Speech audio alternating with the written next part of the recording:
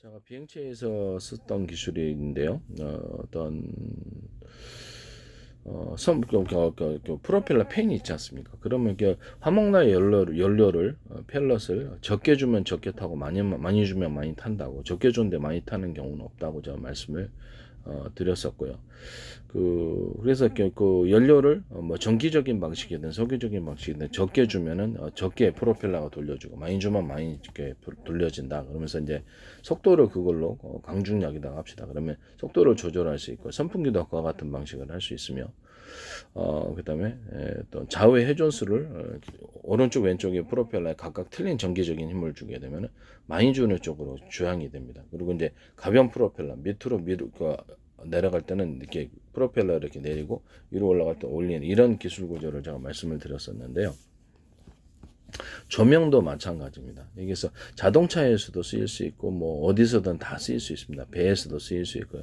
그 어떤 속도를 할 때 전기양을 적게 주고 많이 주느냐에 따라서 속도를 갖다가 조절하거나, 조명 같은 데가 있다 그러면 가정의 조명뿐만 아니라 어떤 것도 전기양을 틀리게 해서 주면은, 전기양을 뭐 어떤 방식이 됐든 간에 조명을 이렇게 전기양을 틀리게 적게 주고 많이 주고 이렇게 하는 차이를 따라서 주면은 어, 빛이 이렇게 강중력이 달라지게 되는데요.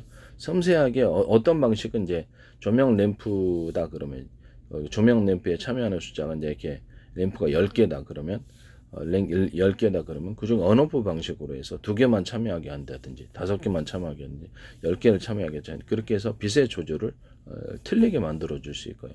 그 중에서도 어떤 조명의 램프의 크기를, 빛이 나오는 사이즈를 대중소 틀리게 만들어 줬을 때, 이것은 이렇게 다른 방식에 비해서 자동차 전조등에서도 쓸 수 있고, 가정용 조명, 그다음에 대공방어망 조명에서도 쓸 수 있는데, 다른 방식에 비해서 자동차다 그러면 자동차 전조등에 부딪혔을 때 그게 환하게 빛의 융합 현상이 일어나서 환하게 밝혀집니다.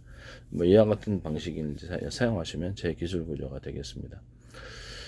원래 이게 레이저 시각 장치에서 썼던 기술인데, 레이저 시각 장치에 어떤 레이저 광이 나오는 사이즈를 대중소 틀리게 만들어 줍니다. 그리고 이제 참여하는 돋보기 초점 방식으로 레이저 웨이퍼를 가공한다. 그 다음에 레이저 가공 장치에서도 쓸 수 있어요. 그 부분을 가로 세로 높이로 잘라 가지고 좌표와 숫자 방식으로 표시해서 정확한 지점을 빛을 조사하고, 그다가 이게 참여하는 숫자를 따라서 열을 조절할 수 있습니다. 대중소 틀리게 하는 이런 빛이 그 초점에 맞췄을 때 강한 용합열이 발생을 하게 됩니다.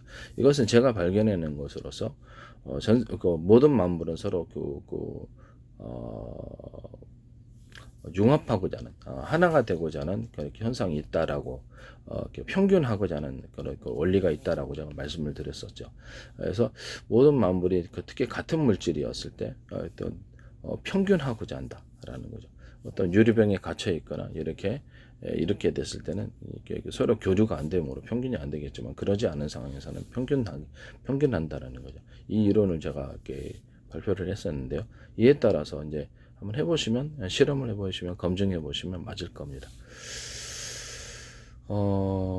이게 조명 같은 데도 이렇게 쓸 수 있고요. 조명 같은 데도 어떤 램프의 참여 숫자 10개인데 2개만 켜거나 5개만 켜거나 언오프 방식으로, 램프가 이렇게 LED 등이 됐든 뭐 조명 램프 방식이 작은 거라도 이렇게 그 램프의 개수를 갖다가 언오프 방식으로 참여해서 빛을 밝기를 조절한다는 거죠. 또는 이런 것들도 이론적으로는 옆에 5개짜리가 있다 그러면 한 개만 언오프 방식으로 한 개만 킨다든지 2개만 킨데 3개, 이런 것들도 가능하다는 거죠. 그래서 형광등 같은 데나 뭐 아니면 뭐 기존에 뭐 다른 방식이 있어서 이게 뭐 딱히 필요할까라는 생각이 들기는 하지만, 이게 또 필요할 수도 있어요. 그래서 정기적인 양을, 로봇 같은 데서도 이렇게 전기 양을 틀리게 해서 조명을 자기가 비친다 그러면 전기 양을 틀리게 해서 빛의 어떤 강중량을 조절할 수 있다라는 거죠.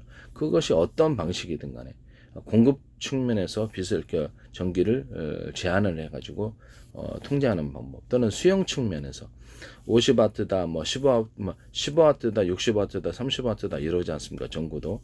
그럼 수용 구조에서 전기가 220이 똑같이 흐르는데 수용 구조에서 전기를 조절할 수 있다는 겁니까? 없다는 거? 있다는 거죠.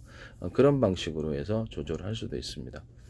이론적으로는 이게 지금 이게 똑같지는 않지만 이런 종류 15W짜리 있고 30W짜리 있고 60W짜리 있다 그랬습니다. 그럼 같이 껴놔요. 그래서 어떤 것을 갖다가 키느냐에 따라서 15W만 나오고 30W만 나오고 60W 이렇게 조명 장치를 만드시면 제기술 구조가 되겠습니다. 또는 이것이 똑같은 와트의 숫자지만 그 전력이 거기 5개인데 2개만 킨다든지 1개만 킨데 3개만 킨 이렇게 해서 빛을 조절할 수 있는 방법도 있습니다. 이와 같이 하시면 제기술 구조가 되겠습니다. 그 원리는 이제 전기를 통제해서 그 온오프 방식으로 하든가 아니면 전기를 어떤 형태로든 간에 또 다른 기술도 있지 않겠습니까? 그러면 어떤 형태로든 간에 그것을 전기양을 조절해서 빛의 강중량을 조절한다는 겁니다. 이와 같이 하시면 제기술 구조가 되겠습니다. 남의 기술 도둑질에 상업화시키지 맙시다. 그리고 조명을 전 세계로 수천조 번에 수백조 번에 가로세로 높이로 잘라서 좌표와 숫자로 표시하고요. 그래서 1cm 단위나 0.5cm 단위로도 가능하고, 그 다음에 그거를 정확한 지점에 그 빛을 갖다가 쏠 수 있습니다. 이렇게 원래 이제 레이저 광 기술에서도 썼던 레이저 가공 장비나 레이저 공격 장비, 레이저 측격 장치에서 어떤 웨이퍼 가공할 때나 이런 기타 다른 가공할 때 빛에 나오는 사이즈를 갖다 대중소 틀리게 만들어줘 갖고 참여하는 숫자를 따라서 돋보기 초점 방식으로 좌표와 숫자로 웨이퍼다 그러면 가로 세로 높이로 해서 좌표와 숫자 방식으로 정확하게 그 지점을 같이 조사를 하고 여러 레이저 광 나오는 팀별로 이렇게 묶어 쓴다는 거죠. 그 다음에 이제 필요한 열을 조절할 때는 그 개수가 조절해서 필요한 열을 정확히 조절해 가지고 5개가 참여할 수도 있고 10개가 참여할 수도 있고 레이저 광을 쏘는 게 그렇게 된다는 거죠.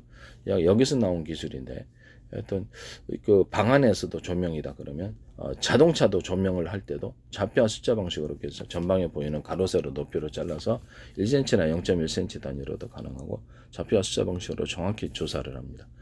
빛을 쏜다는 거죠. 대공 방어망에서도 그렇고요. 그 안에 조명을 쏘는 램프가 움직여서 각도별로 담당할 수도 있습니다. 그와 같이 하셔도 제 기술 구조가 조명 램프가 움직인다는 거죠. 각도를 움직인다는. 제가 카메라 렌즈에서도 그 얘기를 했었는데 이런 렌즈도 안에 여러 개 렌즈가 있어서 각도별로 다 찍고 통합해서 화면을 보거나 각각 보거나 그 안에서 렌즈가 움직인다라고 얘기를 했었어요. 이렇게 그러면 렌즈가 움직이면 보다 이렇게 정밀하게 찍을 수도 있겠지 않습니까? 이것도 좌표와 숫자 방식으로 가로 세로 높이로 해서 1cm나 0.1cm 그 이하로도 좌표와 숫자 방식으로 촬영을 합니다. 이와 같이 하시면 제 기술이 되겠습니다.